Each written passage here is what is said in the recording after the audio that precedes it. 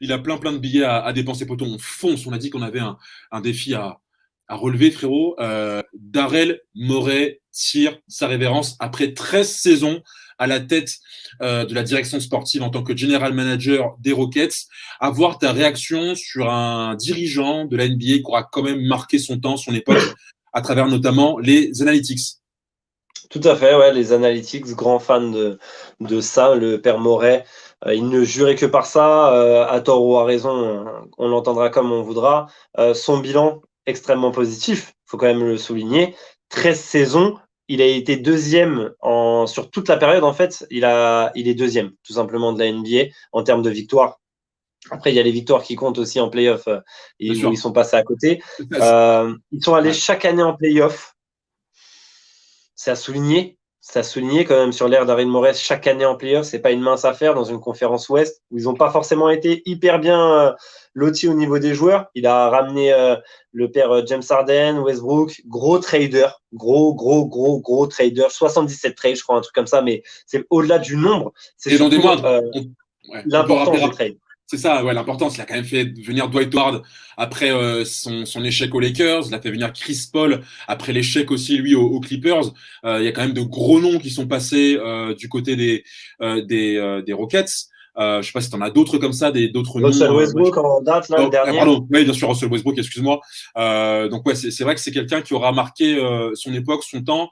Il y a Gerson Rosas, le GM des Wolves, qui a tenu à déjà rendre hommage à son ancien dirigeant parce qu'il a été bras droit adjoint de Darrell Morey aux Rockets avant d'être general manager des Wolves et donc il a tenu à lui rendre hommage et il dit ça, on était probablement une cuisse de gagner le titre en référence justement à la blessure de Chris Paul en 2018 en finale de conférence où Chris Paul est absent du Game 7 que perdent les Rockets contre les Warriors. Effectivement, c'était la saison ou jamais pour les Rockets d'aller chercher peut-être le titre, potentiellement en finale contre les Cavaliers. Mais c'est vrai que, tu vois, moi, ma réaction brièvement, c'est que moi, je l'avais mis dans mes flops. Quelle est ta réaction, Florent? T'as vu, je l'ai saisi la perche, je t'ai même pas demandé parce qu'à un moment donné, on demande plus rien, on saisit. Mais non, mais frérot, moi je suis d'accord avec toi, c'est un mec qui a marqué effectivement son époque, son temps, mais qui est quand même un passage jonché d'échecs, qui se termine par un échec cuisant. Moi, je l'ai mis dans mes flops dans la bubble parce que il a misé sur du tiny ball à la mi-saison, en dégageant Clint Capella, en intronisant finalement Russell Westbrook quasiment en 5 de l'équipe avec Robert Covington. Et il va dans la bubble, il bat ric-rac le Thunder d'OKC grâce à un contre de James Harden qui aurait cru qu'Harden serait l'un des meilleurs joueurs défensifs de son équipe. C'est grâce à un contre d'Harden que OKC ne passe pas le premier tour. Et derrière, ils se font battre net et sans bavure contre des Lakers qui, eux, jouent avec des bigs. Et clairement, c'est un désaveu pour la stratégie de Daryl Morey. Tellement un désaveu que derrière, D'Antoni refuse de prolonger. Refuse de signer un nouveau contrat avec les Rockets. En gros, poto, j'ai 60 ans, j'ai pas envie de me faire chier avec un jeune qui me raconte que le basket, ça joue avec des mecs d'1m 60. Donc, en gros, c'était ça. Donc, je pense que c'était un échec sur toute la ligne et qu'il a bien fait de démissionner, même si Dan Fertitta, le propriétaire, souhaitait le maintenir à son poste. Ouais, il a expliqué aussi, Daryl Morey, que c'était plus par rapport à des besoins personnels. Ouais, c'est du violon selon toi. Ses 2 enfants sont en année sabbatique, donc en gros, c'était le moment de couper court avec les Rockets pour passer du temps avec sa famille, selon l'intéressé. Donc voilà. Donc c'est pas la peine après maintenant de piétiner un homme à terre. Il a fait ce qu'il avait à faire. Il a révolutionné non pas seulement sa franchise, mais beaucoup de franchises aujourd'hui. À tort ou à raison. On voit Embiid qui arrête pas de prendre des shoots à 3. C'est aussi grâce à Daryl Morey. Donc il faut pas oublier. Et surtout qu'il a fait beaucoup de petits enfants. Il y a beaucoup de GM aujourd'hui qui ont été biberonnés à la Morey. Il y a le GM notamment des Sacramento Kings qui souhaite reprendre plus ou moins la stratégie donc de Daryl Morey.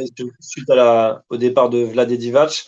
Et ouais, comme tu dis, il a des enfants. On a vu les enfants de Popovic pulluler dans toute la ligue. Et là, c'est clair, on va en avoir des enfants de Daryl Morey. Il y en a déjà beaucoup. Et il a développé ce côté statistique dans la NBA. La preuve, chaque équipe NBA a un staff analytique dans sa franchise. Donc, c'est vraiment quelque chose il y aurait eu un avant, un après, ça c'est clair. Mais il est allé au bout de ses convictions. Et pour ça, je lui tire mon chapeau parce que il y a beaucoup de gens qui l'ont fait. Certains, ça a marché, certains, ça n'a pas marché, mais ils ont tous été traités dessus au départ. Et quand ça a réussi, on les a traités, on leur a donné le statut de génie par la suite, en fait. Tu vois. Tout à fait. Et, tout à fait. Et ça aurait pu très bien marcher parce que, comme on l'a vu par le passé, Houston, ils sont tombés sur une équipe all-time. C'est-à-dire que les Warriors, ils ont perdu. Personne n'a affronté autant les Warriors que les Rockets. Et ils sont tombés sur une équipe qui est probablement une des meilleures que le sport du basketball n'ait jamais vue. Donc, c'est pas humiliant de perdre contre cette équipe. Et pour moi, ça assouplit un peu les échecs de Daryl Morey d'être tombé sur une équipe si forte en face. La concurrence était trop forte. Moi, c'est cette année. Moi, c'est vraiment cette année. C'est pour ça que je l'ai mis sur le flop. C'est cette année que je trouve que, voilà, cette année, il y avait une chance d'aller gratter quelque chose et il a fait un pari qui n'était pas le bon. Voilà. Et Clint Capella, il a tradé son seul pivot. Ça termine sur une mauvaise note, c'est sûr, parce qu'on a vu que quand il faut qu'on avance. Il faut qu'on avance, Thibodeau. Un minimum skill, ça marchait pas. J'ai terminé Thibodeau, Raphaël Stone, justement, le nouveau GM des Rockets, c'est l'ancien adjoint donc de Daryl Morey. Ils sont pas allés chercher très loin. Ils ont décidé de rester effectivement au sein de la maison. L'héritier ou le réformateur, certainement, il a quand même l'avenir des Rockets dans les mains. Selon le chemin qu'il prendra, il y aura quand même pas mal de conséquences qui s'en suivront, notamment au niveau du coaching. On parle de Jeff Van Gundy, qui a déjà coaché effectivement cette franchise de 2003 à 2007. John Lucas, qui est l'homme de profil que vous voyez souvent sur le banc des Rockets, qui est toujours comme ça en version Facebook. Là, il devra être en version Instagram, donc de face. Il a été coach déjà en NBA, il a coaché les Spurs notamment.